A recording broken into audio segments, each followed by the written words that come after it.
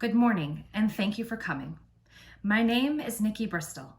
I am presenting a proposal on nurse-to-patient ratios to better our facility and increase the safety of all of our patients. I will be discussing the project itself, quality control, required equipment, and the additional personnel needed. As I mentioned, this proposal is in regards to our current nurse-to-patient ratios. We are understaffed, and if we continue to run our facility with the numbers of nurses to patients that we have, we are setting ourselves up for negative ramification and costly expenses.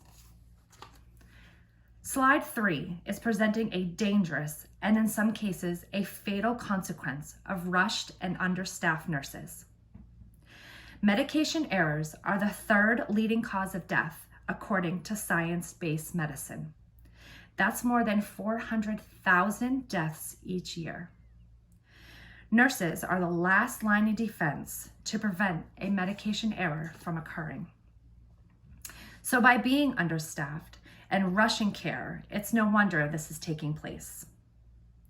Slide 4 displays another negative ramification: inpatient falls, something that can be completely avoided.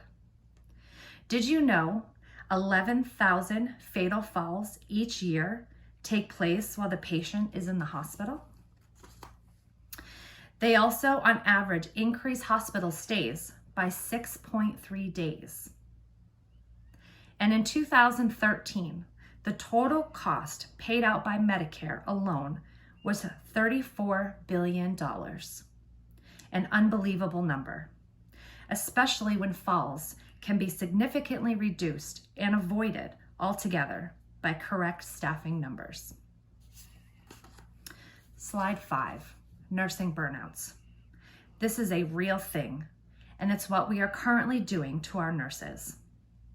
A study conducted by Kronos concluded that 98% of nurses reported being mentally and physically exhausted. 85% reported that their jobs make them fatigued all over. And 63% reported that their job has caused nursing burnout. We have the capability to fix and prevent this. We have the obligation to take care of our nurses. So how can we accomplish this, and where do we begin? Well, first off, we need to hire an additional 5 nurses to our staff. Slide number 7 displays our current nurse-to-patient ratio. Our immediate need is in the emergency room, as well as our medical surgical department. As you can see, we are currently working understaffed according to the proposed federal guidelines. We need an additional 2 nurses in the emergency room, an additional 3 nurses on our medical surgical floor. A second solution is we must have vital sign machines mounted to the wall in each patient room. This is vital to the care that we provide our patients. Our nurses spend far too much time searching and waiting for a vital sign machine to be free. This is taking away from the care to our patients and increasing the risk of hospital-acquired infections.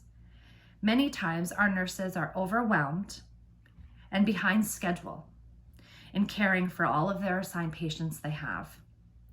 They are forgetting to not thoroughly clean and disinfect the vital sign machines between each patient. So what will this all cost? On slide number 9, I have put together a budget for you to review. The salary for the 5 additional nurses will be around $325,000 a year.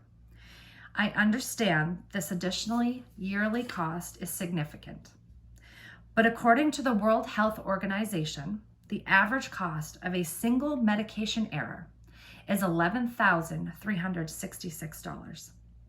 Last year, our facility reported 49 errors.